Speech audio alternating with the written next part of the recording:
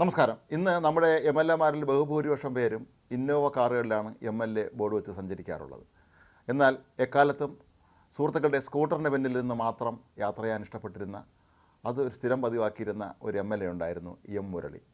മാവേലിക്കരയിൽ നിന്ന് 4 തവണ എം എൽ എ ആയ എം മുരളി ഇന്ന് വിട വാങ്ങിയിരിക്കുകയാണ്.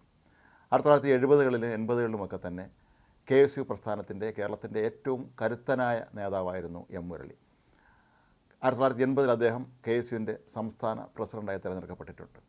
മികച്ച വാഗ്മിയും അതിലുപരി മികച്ച സംഘാടകനുമായിരുന്നു എം മുരളി.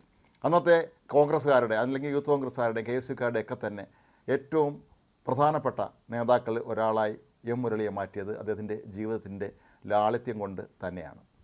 1989 അദ്ദേഹം ആദ്യമായി നിയമസഭയിലേക്ക് മത്സരിക്കുന്നത്. 1987 നിയമസഭാ തെരഞ്ഞെടുപ്പിൽ ഹരിപ്പാട് മണ്ഡലത്തിൽ നിന്ന് വിജയിച്ച രമേശ് ചെന്നിത്തല 1989 ലോക്സഭാ തെരഞ്ഞെടുപ്പിൽ കോട്ടയത്ത് നിന്ന് തിരഞ്ഞെടുക്കപ്പെട്ടതിനെ തുടർന്ന് നടന്ന ഉപതെരഞ്ഞെടുപ്പിലാണ് എം മുരളി ആദ്യമായി മത്സരിച്ചത്. അതിനു മുമ്പ് തന്നെ അദ്ദേഹം ശരിക്കും MLA ആവാൻ എല്ലാ അർഹതയും ഉണ്ടായിരുന്ന ആളാണ്. എങ്കിൽ പോലും ആദ്യമായിട്ടാണ് 1989 എം മുരളിക്ക് അങ്ങനെ ഒരു അവസരം കോൺഗ്രസ് പാർട്ടി നൽകുന്നത്. പക്ഷേ ആ നിയമസഭാ ഉപതെരഞ്ഞെടുപ്പിൽ അദ്ദേഹം പരാജയപ്പെടുകയായിരുന്നു. അദ്ദേഹം എതിർ സ്ഥാനാർത്ഥിയായിരുന്നു. അന്ന് RSPയുടെ പ്രമുഖനായ നേതാവായിരുന്ന AV താമരാക്ഷനായിരുന്നു. എന്നാൽ പിന്നീട് 1991 അദ്ദേഹം മാവേലിക്കരയിൽ നിന്ന് ആദ്യമായി നിയമസഭയിലേക്ക് തിരഞ്ഞെടുക്കപ്പെട്ടു.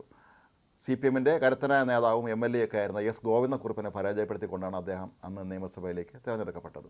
പിന്നീട് 4 തവണ കൂടി അദ്ദേഹം അതേ മണ്ഡലത്തിൽ നിന്ന് MLA ആയിരുന്നു. എന്നാൽ പിന്നീട് മാവേലിക്കര സംവരണ മണ്ഡലമായതിനെ തുടർന്ന് അദ്ദേഹം കായംകുളത്ത് മത്സരിച്ചുവെങ്കിലും പരാജയപ്പെടുകയായിരുന്നു. ഒരു MLA എന്നുള്ള നിലയിൽ ഇത്രയും ജനകീയനായ ഒരാളിനെ കണ്ടെത്തുക വളരെ അപൂർവമാണ്. നേരത്തെ സൂചിപ്പിച്ചതുപോലെ ഏത് പ്രവർത്തകർ അല്ലെങ്കിൽ നാട്ടുകാരൊക്കെ തന്നെ ഒരു സ്കൂട്ടറുമായി എത്തിയാൽ അതിൻ്റെ പിന്നിൽ കയറിയിരുന്ന് അവരുടെ ആവശ്യങ്ങൾക്കായി എത്ര നേരം വേണമെങ്കിലും അദ്ദേഹം സഞ്ചരിക്കാനും അതിനുവേണ്ടി സമയം ചെലവഴിക്കാനും ഒക്കെ തന്നെ അദ്ദേഹത്തിന് യാതൊരു ബുദ്ധിമുട്ടുമില്ലായിരുന്നു. യാതൊരു ജാടയുമില്ലാതെ വളരെ ശാന്തനും സൗമ്യനുമായിരുന്ന ഒരു MLA ആയിരുന്നു എം മുരളി. കേരള നിയമസഭയിൽ അദ്ദേഹത്തിന് റെക്കോർഡുണ്ട്. കേരള നിയമസഭയിൽ ഒരുപക്ഷെ ഏറ്റവും അധികം സ്വകാര്യ ബില്ലുകൾ അവതരിപ്പിക്കുന്നതിന് വേണ്ടി പ്രമേയം അവതരിപ്പിച്ച ആളായിരുന്നു എം മുരളി. മലയാള സർവകലാശാല എന്ന നമ്മുടെയൊക്കെ ഒരു സങ്കല്പം, മലയാളത്തിനായ ഒരു സർവകലാശാല എന്ന സങ്കല്പം യാഥാർത്ഥ്യമാക്കിയതിന് പിന്നിൽ എം മുരളി എന്ന MLA അവതരിപ്പിച്ച സ്വകാര്യ ബില്ലായിരുന്നു അതിൻ്റെ ആധാരമായിരുന്നത്. മലയാള ഭാഷയ്ക്കായി ഒരു സർവകലാശാല വേണമെന്ന് അദ്ദേഹം എക്കാലം ആഗ്രഹിച്ചിരുന്നു. ഇത് സംബന്ധിച്ചൊരു സ്വകാര്യ ബില്ല് നിയമസഭയിൽ അവതരിപ്പിക്കുകയും പിന്നീട് ഇത് നടപടിക്രമങ്ങളിലേക്ക് കടന്ന് അത് ഒരു യാഥാർത്ഥ്യമാക്കുകയും ചെയ്തു എന്നുള്ളത് എം മുരളിയെ സംബന്ധിച്ചിടത്തോളം, ഒരു MLA സംബന്ധിച്ചിടത്തോളം ഏറെ അഭിമാനകരമായ ഒരു കാര്യമാണ്. അതുപോലെ ഇന്ത്യൻ അഡ്മിനിസ്ട്രേറ്റീവ് സർവീസിൻ്റെ മാതൃകയിൽ, IASൻ്റെ മാതൃകയിൽ KAS, കേരള അഡ്മിനിസ്ട്രേറ്റീവ് സർവീസ് കൊണ്ടുവരണം എന്ന ആശയവും 2001 MLA ആയിരുന്ന കാലഘട്ടത്തിൽ എം മുരളി നിയമസഭയിൽ സ്വകാര്യ ബില്ലായി അവതരിപ്പിച്ചതായിരുന്നു. അതും പിന്നീട് യാഥാർത്ഥ്യമായി. നിരവധി ചെറുപ്പക്കാർക്ക് KASലേക്ക് ഒരു അവസരം ഒരുങ്ങുമ്പോൾ അവരൊക്കെ നന്ദിപൂർവ്വം ഓർക്കേണ്ട ഒരാളായിരുന്നു എം മുരളി MLA. അതുപോലെ തദ്ദേശ ഭരണ സ്ഥാപനങ്ങളിൽ അംഗങ്ങളായിരുന്നവർക്ക് പെൻഷൻ കൊടുക്കണം എന്നുള്ള ആ ഒരു സ്വകാര്യ ബില്ല് അവതരിപ്പിച്ചതുമൊക്കെ തന്നെ എം മുരളിയായിരുന്നു. എം മുരളി MLA സംബന്ധിച്ചിടത്തോളം അദ്ദേഹം സ്വകാര്യ ബില്ലുകൾ ഇത്തരത്തിൽ നിയമസഭയിൽ അവതരിപ്പിക്കുമ്പോൾ തന്നെ വളരെ കൃത്യമായി പഠിച്ച് അതിൻ്റെ എല്ലാ വശങ്ങളും ഉൾക്കൊണ്ട് തന്നെയായിരിക്കും നിയമസഭയിൽ അവതരിപ്പിക്കുക. അതുകൊണ്ട് തന്നെ ഈ സ്വകാര്യ ബില്ലുകളൊക്കെ തന്നെ പിന്നീട് അത് പ്രായോഗിക തലത്തിലേക്ക് കൊണ്ടുവരുന്ന കാര്യത്തിലൊക്കെ തന്നെ അദ്ദേഹം ഏറെ ശ്രദ്ധേയനായിരുന്നു എന്നുള്ളതും എം മുരളി എന്ന MLA സംബന്ധിച്ചിടത്തോളം വലിയൊരു നേട്ടം തന്നെയാണ്. അതുപോലെ വനിതാ കമ്മീഷൻ്റെ മാതൃകയിൽ വൃദ്ധജനങ്ങൾക്കായി വൃദ്ധജന കമ്മീഷൻ രൂപീകരിക്കണമെന്ന ആവശ്യവും എം മുരളിയാണ് നിയമസഭയിൽ അന്ന് ഉന്നയിച്ചിരുന്നത്. ഏതായാലും കോൺഗ്രസിനെ സംബന്ധിച്ചിടത്തോളം എം മുരളി 4 തവണ MLA ആയിരുന്നു എങ്കിലും അദ്ദേഹത്തിന് മന്ത്രിയാവാനുള്ള ഭാഗ്യം ഉണ്ടായിരുന്നില്ല. അത് ഒരുപക്ഷെ അദ്ദേഹത്തിൻ്റെ സ്വകാര്യ ദുഃഖമായി എന്നും അവശേഷിച്ചിരുന്നിരിക്കാം. 4 തവണ താൻ MLA ആയിരുന്ന മാവേലിക്കര മണ്ഡലം പിന്നീട് സംവരണ മണ്ഡലമായി മാറിയപ്പോൾ കായംകുളത്ത് അദ്ദേഹം മത്സരിക്കാൻ എത്തിയെങ്കിലും അന്ന് പരാജയപ്പെടുകയായിരുന്നു. ഒരു പക്ഷേ 2011 അദ്ദേഹം വിജയിച്ചിരുന്നു എങ്കിൽ ഉമ്മൻചാണ്ടി മന്ത്രിസഭയിൽ ഉറപ്പായും എം മുരളി ഒരു മന്ത്രിയാകുമായിരുന്നു. കാരണം നിയമസഭയെ സംബന്ധിച്ചിടത്തോളം നിയമസഭാ ചട്ടങ്ങളെ സംബന്ധിച്ചും അതുപോലെ എങ്ങനെ കാര്യങ്ങൾ പ്രായോഗികമായി നടപ്പിലാക്കണം എന്നുള്ളതിനെക്കുറിച്ച് തന്നെ വ്യക്തമായ ധാരണയുണ്ടായിരുന്ന എം മുരളിയെ അദ്ദേഹം ശരിക്കും ആദ്യഘട്ടങ്ങളിൽ അദ്ദേഹം ഗ്രൂപ്പിൻ്റെ പ്രതിനിധിയായിട്ടാണ് അദ്ദേഹം രാഷ്ട്രീയത്തിൽ ഉയർന്നു വന്നത്.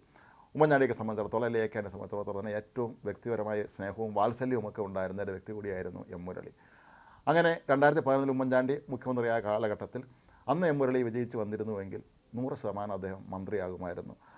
ഏതായാലും എം മുരളിയുടെ വിയോഗത്തോടുകൂടി ഒരു മികച്ച നിയമസഭാ സാമാജികനെയും സാമൂഹിക പ്രവർത്തകനെയുമാണ് നമുക്ക് നഷ്ടമാകുന്നത്.